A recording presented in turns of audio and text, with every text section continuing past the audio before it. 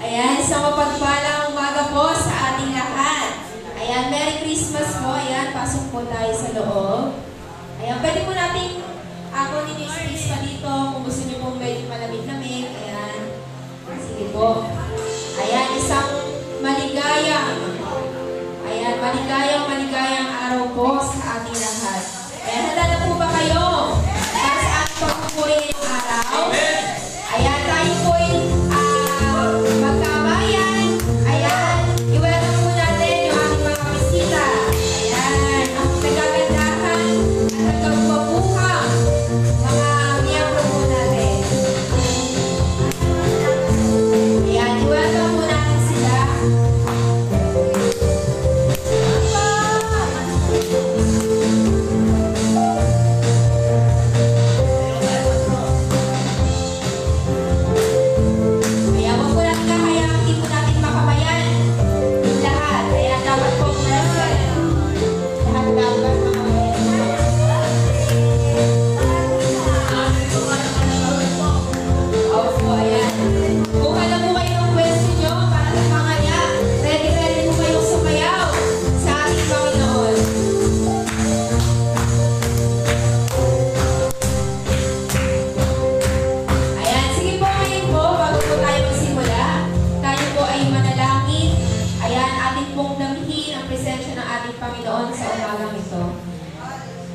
Yes, Lord. Hallelujah, Jesus. Hallelujah, Lord. Panginoon, patuloy ka namin pinapupurihan. Patuloy ka namin, Panginoon, na itinataas sa aming kalagitnaan ngayon, O Diyos. Maraming salamat po, O Diyos, sa buong isang linggo, sa buong isang taon, Panginoon, na patuloy kang naging mabuti, O Lord, sa amin, Panginoon. Maraming salamat po sa pagpapala, Panginoon, sa bawat paggabay mo sa amin, O Diyos. Maraming salamat po na hindi mo kami pinabayaan, O Diyos, na patuloy na ikaw ang siyang bumubuhay sa amin, O Lord, sa araw-araw, O Diyos. Maraming salamat po, Panginoon. Idinadalangin po namin, O Diyos, ang aming gawain ngayon na kayo ang siyang sumama sa amin, Panginoon. Dalawa, bawat isa ay maging handa. Ihanda niyo po, Panginoon, ang aming mga puso't isipan, O Diyos, upang lahat ng aming marinig ngayong umaga na ito sa aming speaker, Panginoon, ay patuloy namin magamit, Panginoon, sa aming mga buhay. Idinadalangin po namin, O Diyos, ang aming speaker na kayo magbigay sa kanya ng kalakasan, O Diyos, ng katalinuhan, Panginoon, upang ang bawat salitang mamumutawi sa kanyang mga labi, Panginoon, ay tatatak sa aming mga puso at isipan. Nawa ang bawat aral na ito, Panginoon, ay magamit namin at maipahayag pa namin, Panginoon, sa mga nakakasalamuhan namin, O Diyos. Nawa, O Lord, hindi lamang dito sa loob ng sambahan na ito, Panginoon, tatatak ang bawat salitang mamumutawi sa bibig ng iyong speaker, Panginoon. Patuloy na magamit namin ito hanggang sa labas, Panginoon. Kaya patuloy ka namin pinapupurihan, pinasasalamatan, Panginoon. Dinadalangin po namin, Panginoon, ang aming gawain na ito mula umpisa hanggang dulo, Panginoon, na walang hahadlang, Panginoon, sa iyong gawain. Panginoon, ikaw ang siyang sumama sa amin at magiging matagumpay, Panginoon, ang ating gawain na ito, O Diyos. Kaya naman, O Lord, inadalangin po namin ang mga wala pa rito na kayo ang siyang mag-ingat sa kanila, Panginoon. Kayo ang siyang magdala sa kanila dito, Panginoon, na patuloy na ikaw ang siyang unahin, O Diyos, at hindi ang ibang bagay, Panginoon. Dahil ikaw ang dapat na inuuna namin, O Diyos. Kaya patuloy namin itataas ka sa aming mga buhay, O Diyos. Patuloy ka namin hahanapin, O Lord. Kaya patuloy kami sasamba, patuloy kami magpupuri sa iyo, Panginoon. Ito po ang aming dalangin. In Jesus' name, Amen. Ayan. Kayo po ba'y nakahanda na para sa mga pagpupuri natin ngayong araw ito? Ayan, tayo po lahat ay magpasalamat sa Panginoon dahil sa buhay na ibigay niya sa atin. Ayan, tayo po'y umawi, atin pong sayawan ng ating Panginoon. Sige po, tayo po ay umawi. Kaya tayo mo lahat ay tumayo.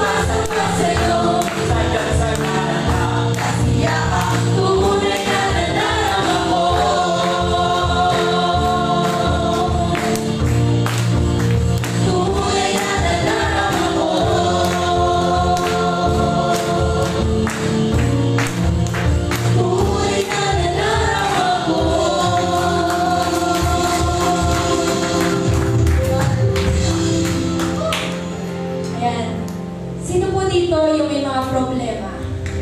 Ayan, lahat naman po tayo may problema, no? Pero alam po natin yung Panginoon, kasama natin. Pagkitin lang po natin pangalan niya, parang feeling natin nawawala na yung problema. Kasi alam natin may Diyos tayo. Alam natin may tutulong sa atin, sa mga problema natin. Ayan, kaya patuloy po natin awitan ng ating Panginoon. Patuloy po natin banggitin ang pangalan ni Jesus. Lagi mo natin babanggitin to para sa tuwing tayo'y nakihina, palalakasin po tayo ng ating Panginoon. Ayan, kaya huwag po tayong matakot kung naghihirap man tayo o nangihina. Dahil alam natin may magpapalakas sa atin. I just wanna speak the name of Jesus over every heart and every mind. 'Cause I know that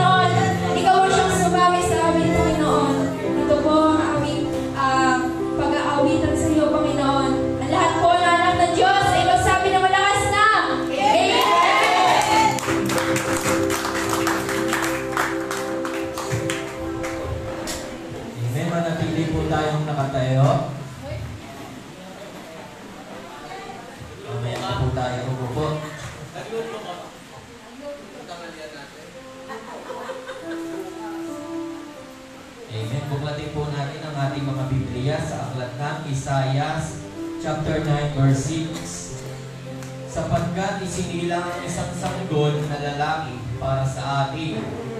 Ibibigay sa kanya ang pamamahala at siya ay tatawagin kahangahangang tagapayo. Makapangyarihang Diyos, walang hanggang Ama, Prinsipe at kapayapaan, ang mabuting balita ng Panginoon. Amen.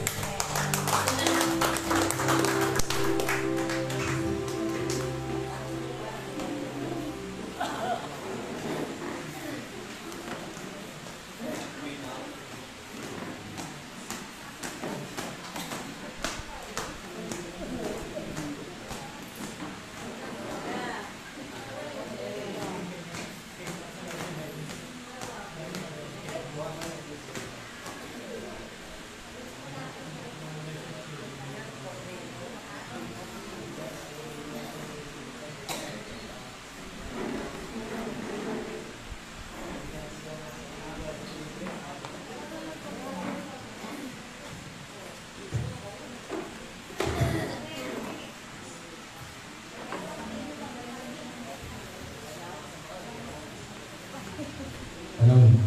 Pwede po bang pakitapik yung katabi nyo? Sabihin mo, Merry Christmas! Merry Christmas! Sabihin mo sa kanya, ano gusto mong kainin ko sa Pasko?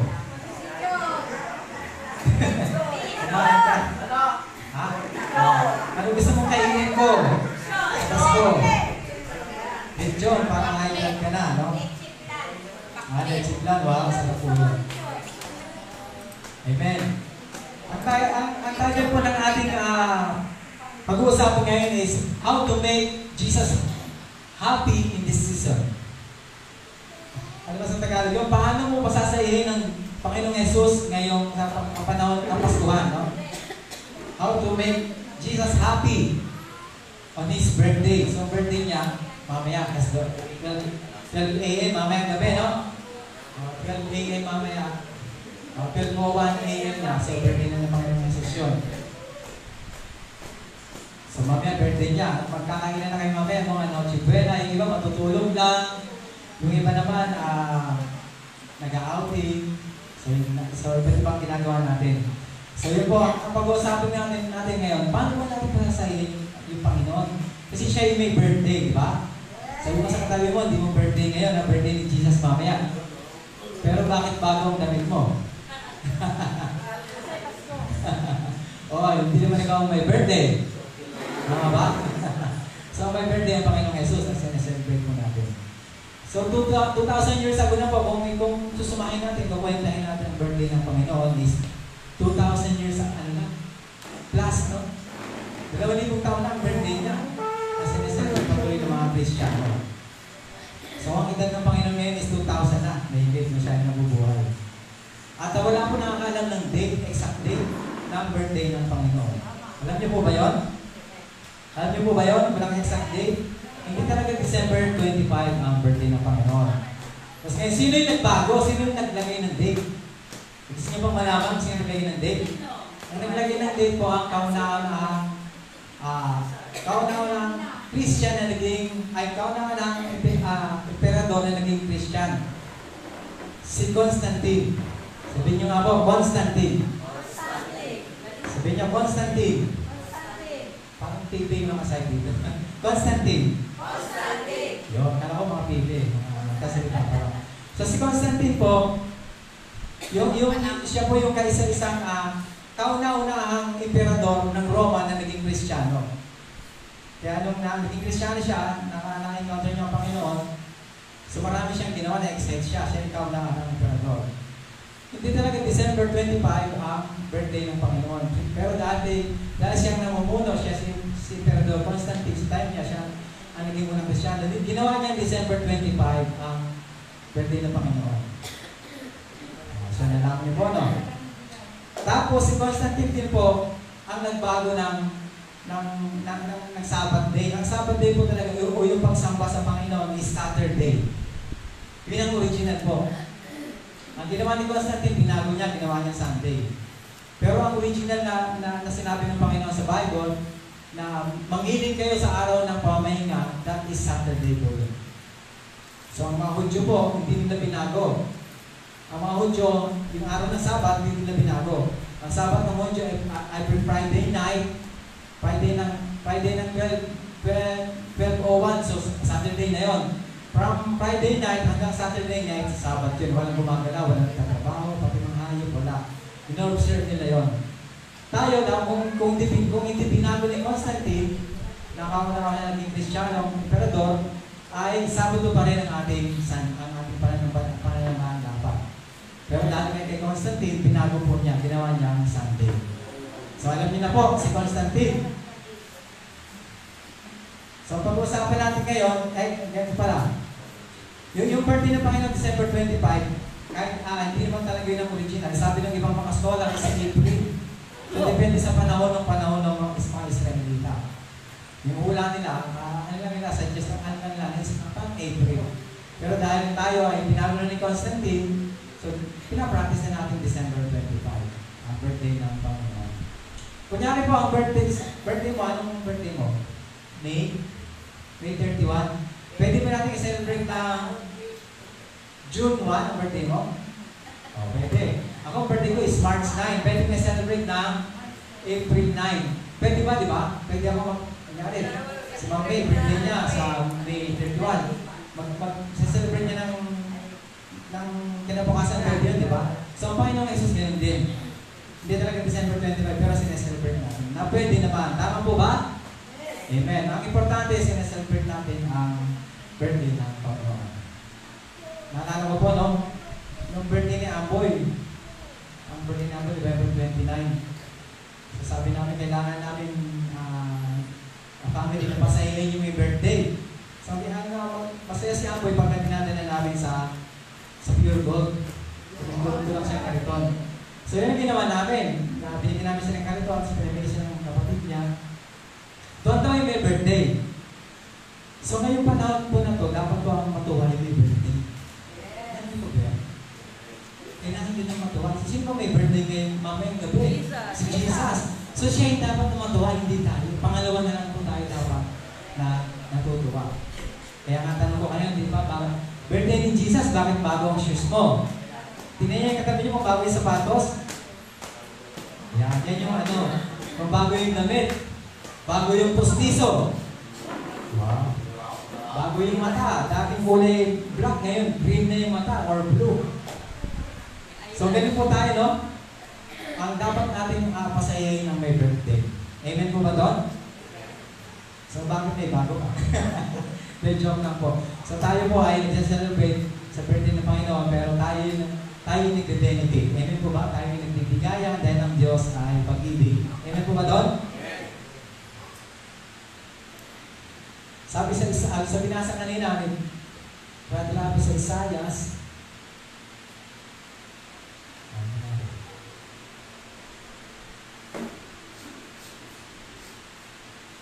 Isaiah chapter 9 verse 6. Pwede ba natin sabay-sabay basahin? 1, 2, 3. Sapagkat bibigay sa kanya ang pamamahala. Okay, number 1. Nakita niyo ba? Ibibigay daw sa kanya ang pamamahala.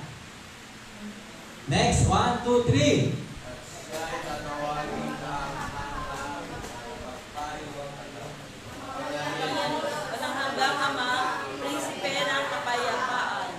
Ulitin po natin, muntik na tayo magkasabay-sabay.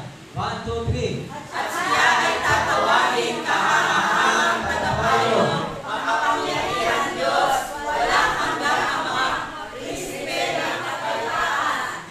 Amen. So kailangan pala pasayahin natin ang tagapamahala sa atin. Pasayahin natin yung kahangahangang tagapayo, yung wonderful counselor. Siya yung dapat pasayahin. Pasayahin natin yung makapangyarihang Diyos. Pasayahin natin yung walang hanggang Ama. Pasayahin natin ang Prince of Peace o Prinsipe ng kapayapaan. Siya yung dapat pasayahin. Amen? So anong gagawin natin para maging happy ang birthday ng Panginoong Jesus? Ang birthday celebrant. Number 1. Yan, may mga nagtitake note. Mga nagtitake note po dito. Number 1. ang ating gagawin para maging masaya ang Panginoong Yesus. Number 1. 4 na po ito. Number 1, dapat madalas tayo nakikipag-usap sa mga maka-Diyos na tao. Yan, maging masaya ang Panginoong Yesus dyan. Ang birthday boy. At dalasan natin ang pagpunta sa church. Sabihin mo, dalasan mo naman. Sa katabi mo. Dalasan mo pagpunta sa church. Diyan mo matutuwa ang Panginoon. Diyan siya natutuwa. Kahit nasa silipin mo na yung church, magkalinggo. Yun. Pisulit ka na. Yun, joke lang po. So, yun po. Para matuwa ang birthday boy, matuwa ang Panginoon, dapat may pag-usap tayo sa mga Kristiyano. Tumatambay tayo sa simbahan. Ay, bakit mo naman nasabi, Pastor? Lucas chapter 2. Noong unang panahon po, si Jesus is 12 years old pa lang siya. Taon-taon pupunta sila sa Israel para sa pista. So, nagpipista sila doon, sinasama si Jesus. Noong 12 years old na siya, 12 years na sila nagpupunta. Pumunta sila, nag-celebrate. Umuwi na sila. Tapos habang papauwi sila, napansin ni Maria at saka ni Jose, wala si Jesus. Maghapon na silang naglalakad, wala pa si Jesus. Nakatira sila that time noong 12 years old si Jesus sa Nazareth. Sabihin nyo nga, Nazareth. Nazareth. Yan, from Jerusalem to Nazareth, ang kilometers is na-search ko is 145.5 kilometers. Maghapon nilang nilalakad umaga, alis sila ng Jerusalem ng umaga, darating sila sa Nazareth ng hapon. Pag nung hapon na, palapit na sila sa Nazareth, sa bayan nila, wala si Jesus. Naku, asan yung anak natin? Pinaka-uwi na, hindi naghahanap nila. Ang magdamag na hinahanap sa mga kapag-anak, wala. Tapos kinabukasan, bumalik ulit sila sa Jerusalem. Nagkakad na naman sila, maghapon na naman kasi 145 kilometers na. Pagbalik nila, nandun. Kaya, kung susumayin, sabi ng Bible, 3 araw na nawala si Jesus. Naglakad sila hanggang sa paghanap, 3 araw. Pagdating nila, nandun. Ang ginawa ng Jesus, nandun sa templo. Nakipag-usap sa mga Kristiyano, sa mga nalubhasa sa kautusan. Kasi nilapitan siya ng nanay niya, yung mama. Yung mag-asawa pala, nilapitan si Jesus, sabi. Ito po sa Lucas, natatagpuan po sa Lucas chapter 2, verse 48. Sabi ni Mary, "Anak, bakit mo naman ginawa ito sa amin? Lubha ang aming pag-aalala ng iyong ama sa pagkahanap sa iyo." Sabi ni Jesus, sa verse 49, sabi ni Jesus, "Bakit po ninyo ako hinahanap? Hindi po ba ninyo alam na ako'y dapat mamalagi sa tahanan ng aking ama?" Tingnan mo, 12 years old po, no? Alam niyo yung goal niya. Hindi niyo po ba alam, dapat ako lagi na sa tahanan ng aking ama? Yun ang goal, 12 years old. Siguro sinabi niya yan, si 12, di ba? Yung 12, maliit lang yun eh. Siguro sinabi niya, "Bakit niyo po ako hinahanap?" Ganun yung boses ng mga 12 years old eh. Papaano pa lang yan, papalaki yung boses. "Bakit niyo po ako hinahanap?" Siguro ganun. "Hindi po ba ninyo alam na dapat ako lagi nag-i-stay sa tahanan ng aking ama?" Ganyan, si 12 eh. Yung mga youth, no? Tama, ito 12 years old, alam niya yung kanyang, yung goal, alam niya yung goal niya. Alam niya yung gagawin niya, 12 years old. E samantala ngayon, mga kabataan ngayon, di ba, may iba na, iba, 20 plus mga yun, puro ML. Di ba, nagbibisyo, kung ano-ano ginagawa. Di ba, hindi alam niya yung goal sa buhay. Pero itong 12 years old na ito, alam niya na agad. Ang goal niya, makipag-uusap sa mga Kristiyano, nag-aaral siya. Kaya dapat po tayong mga kabataan, dapat ang lagi natin kausap, yung mga Diyos na tao. Kasi hindi ka makayuhan niya ng masama. Pag hindi Diyos na tao, ang papayos sa'yo na, "Pare, inom tayo, pre. Mare, inom tayo. Ito tayo sa ganito. Trip lang, pare." Yan, ganyan po yun. Kaya ang Panginoon talaga nag-aaral sa atin. So, hindi ka papahamak pagkausap mo lagi yung mga Diyos na tao. Amen? Sabihin mo, kausapin mo lagi ako dahil Diyos ako. Sabihin mo. Yan, ang lahat po lagi na sa church, nagbabasa ng Bible at at ina-apply yung Bible, maka-Diyos po yan. So, huwag kayo mayang sabihin ako ay maka-Diyos na tao. So, yung number 1 po natin, no? Kaya pag-usap lagi sa mga Kristiyano at tumambay lagi sa church. Number 2, loving God. Maging masaya ang Panginoon pag iminahal mo siya. Mahalin mo ang Diyos. Yan po yung number 2. Sabi ng Matthew 22:37, love your God with all your heart, soul, and mind. So, ibigin mo daw ang Panginoon mong Diyos ng buong puso, buong kaluluwa, at buong pag-iisip. Diyan matutuwa ang Panginoon. Si Moses po malapit sa Diyos Yung lagi siyang ni-encounter niya yung Panginoon. Pagkwento ko sa inyo, yung malalapit sa Diyos. May matitinding blessing ang nakukuha nila sa Panginoon. Alam niyo po ba yung 10 Commandments? Si Moses malapit sa Diyos, lagi niya kinakausap ang Diyos. Sino po sa akin dito malapit sa Diyos? Taas ang kamay, yung lagi nagbabasa dito ng Bible. Yan, malapit po kayo sa Diyos. Para kayo si Moses. Bakit ka nasabi po yun, malapit sa Diyos, nagbabasa ng Bible. Si Moses po malapit din sa Diyos.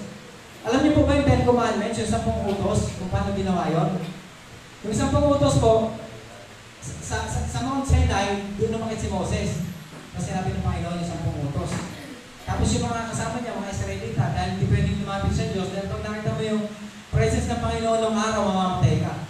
Pag nakita mo, sabi mo sobrang liwanag, mamamatay ka. So si Moses lang ang inilaw ng Panginoon ng mag-uusap. Bakit? Sabihin niyo bakit? Kasi malapit siya sa Diyos. Kasi malapit siya sa Diyos. Alam niyo po ba yung ginawa yung 10 utos? Ito po yung sinabi nun, ginawa yung 10 utos. Nung ginawa yung 10 utos, nasa bundok, tapos yung mga Israelita nakabang, nakikinig.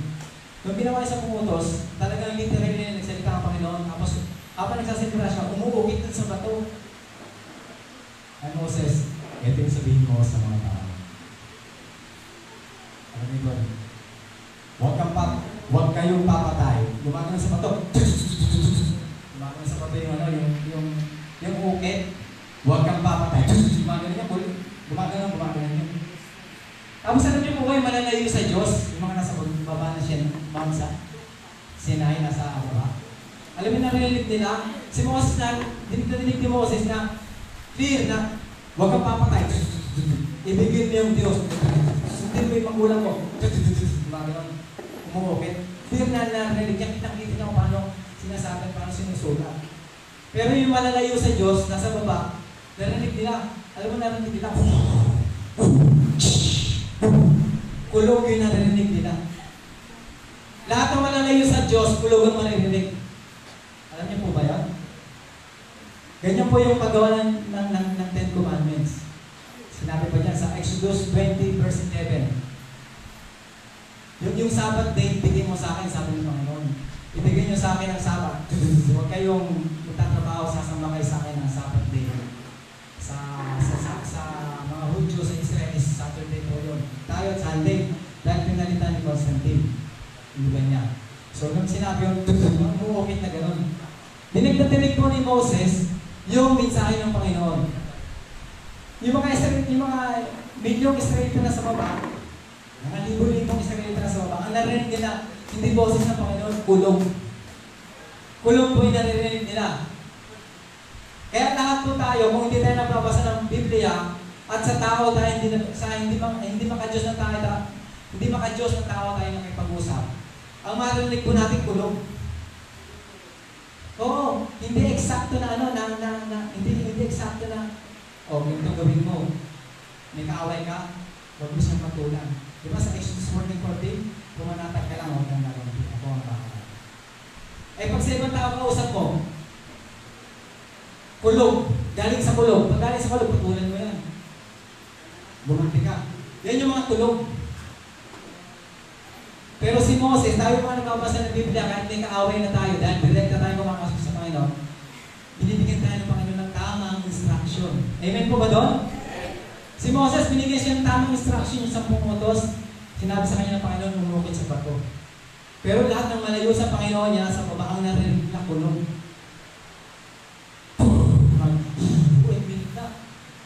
Pero sa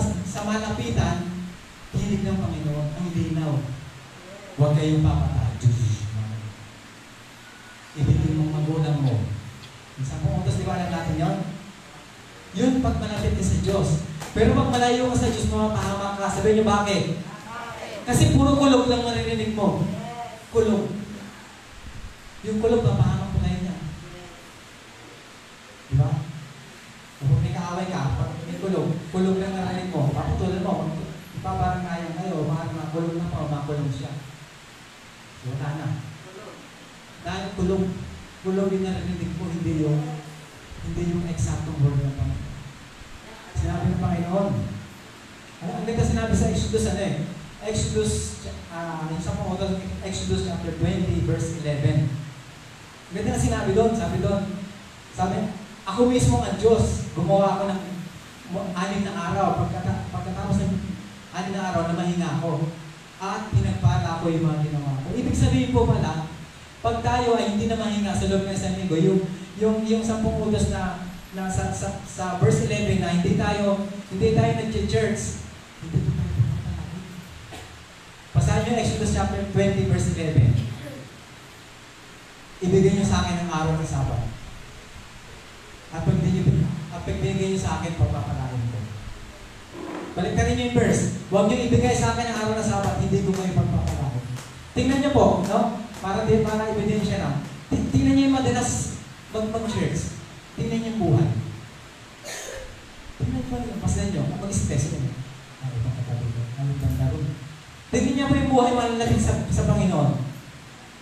Kahit di mayaman, tingnan niyo yung mukha niya, paano siya mamuhay, di ba? Tingnan niyo po. Tayo lang. Kahit tayo rito. Ilan tayo rito? Mga 30. Paslan niyo po. Lahat na nagsisimba. Mahal sa mukha. Diba ba? Alam niyo po yan. Bakit? Kasi natutupad nila yung 10 utos. Exodus 20:11. Pag ginawa mo ito, pagpapalain kita. Pag namahinga ka. So, kailangan po tayo, kahit pinigdali tayo direkta sa Panginoon. At kapag hindi tayo nakinig direkta sa Panginoon, ang marinig po talaga natin is puro kulog.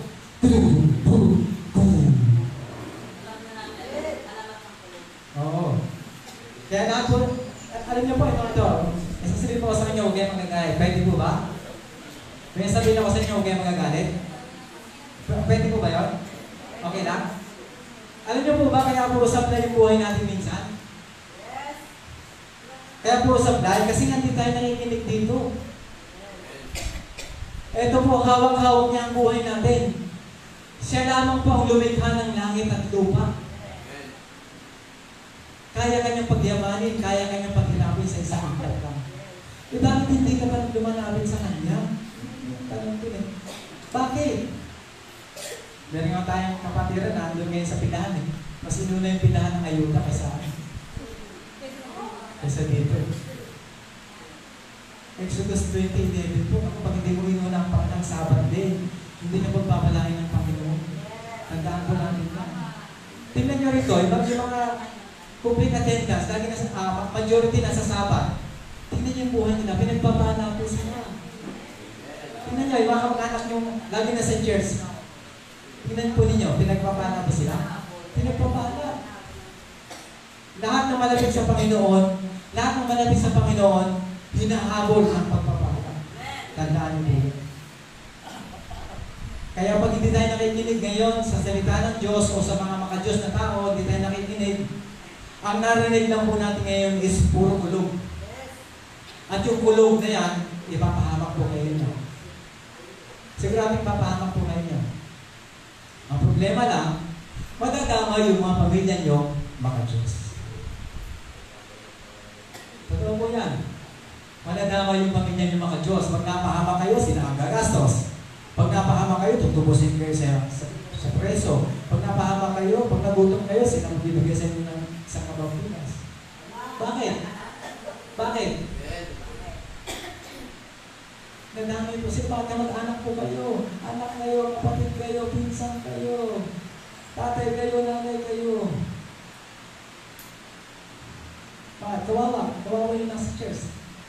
Dadamay. Bakit? Kasi kamag-anak. Diba? Exodus 20:11. Pagpapalain ko ang lahat ng ipapractice ang Sabbath day. Meron po sa Facebook no? Ano ko nakapanood niyo po yun. Yung Amerikano, sabi niya, may hawak siyang Biblia, tsaka pera. At nasaan siya, nagpapag siya niya. What do you want, money or Bible? Money. Puro money, majority money pinili. What do you want, money or Bible? Majority pinili pera. Bible or money? Money. I need money. Money or God? Money.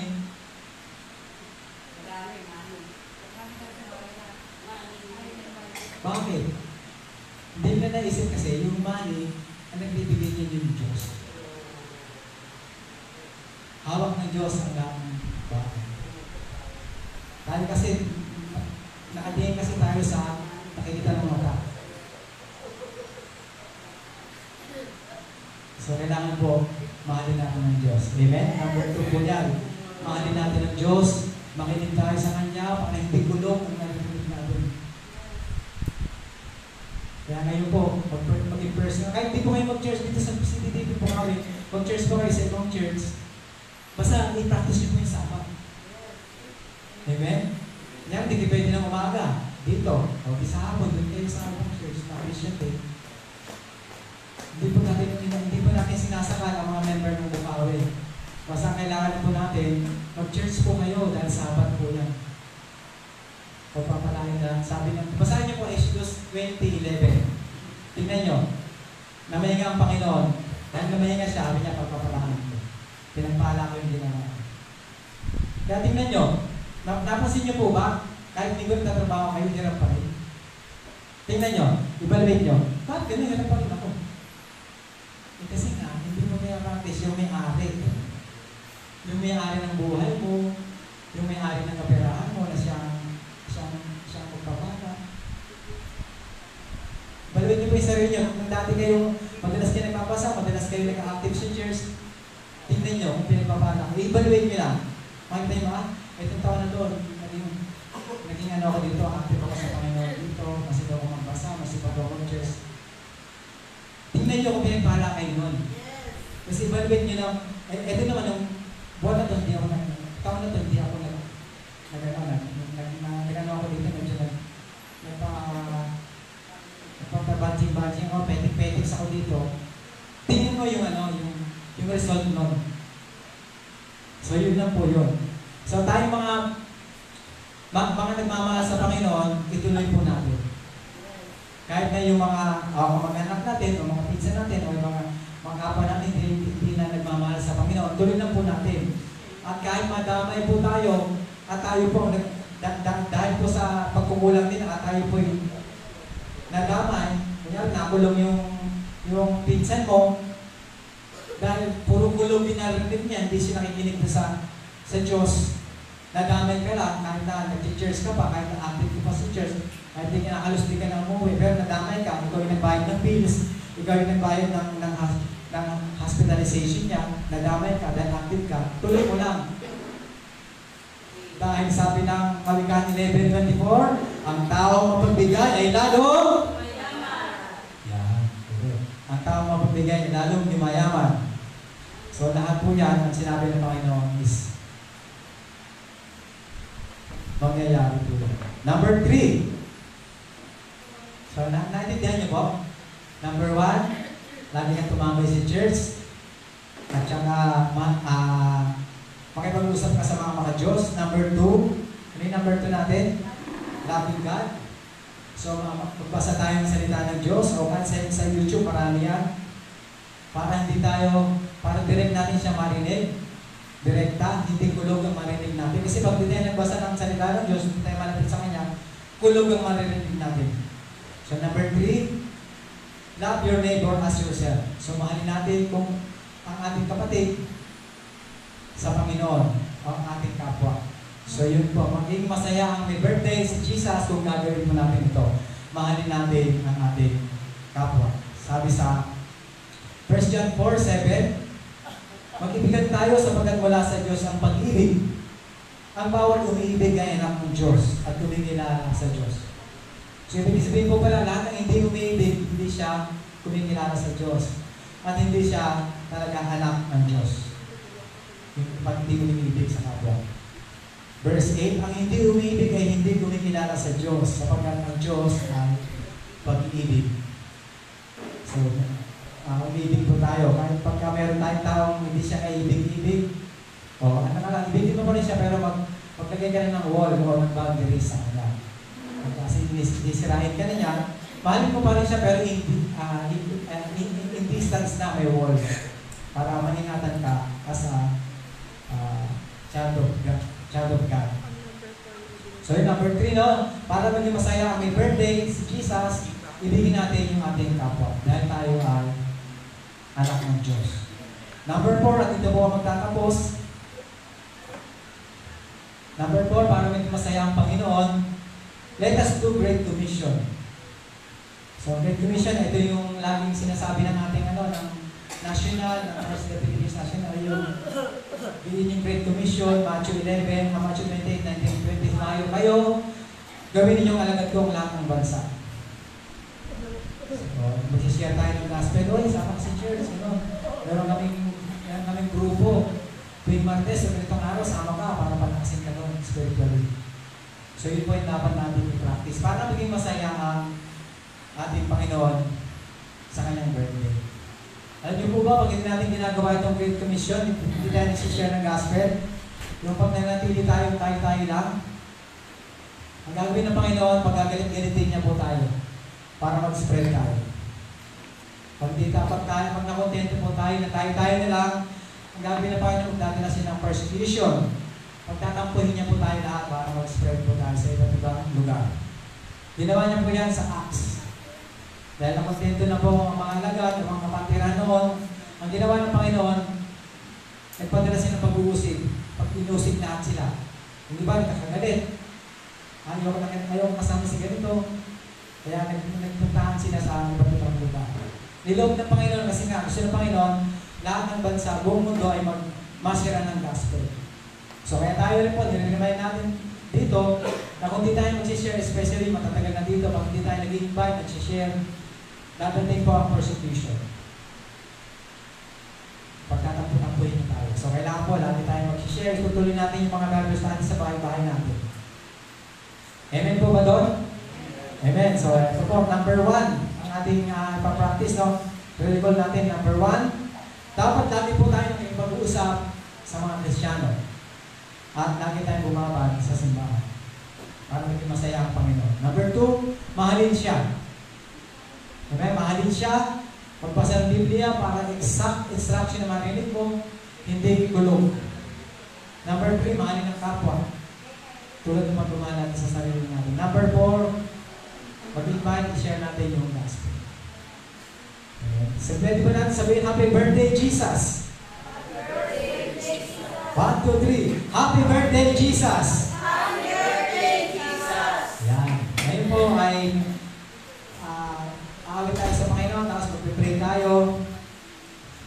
Yan, may birthday cake po ang ating Panginoon Jesus. Ay, pwede po ba? Ayan, happy birthday, Jesus.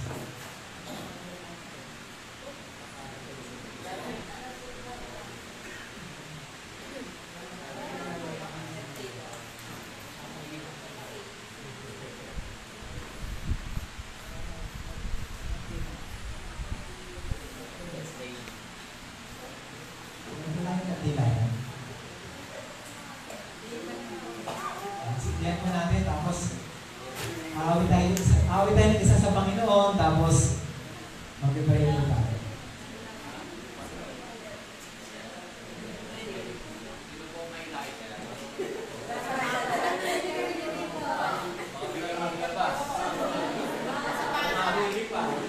Sino po yung may light? Mamahaling ni Garillo.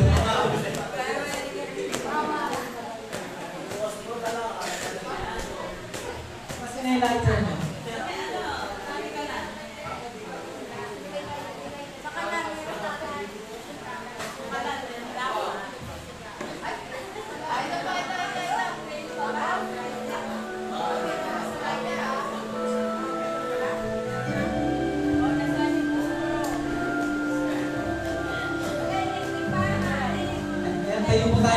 sabayan natin yung awit.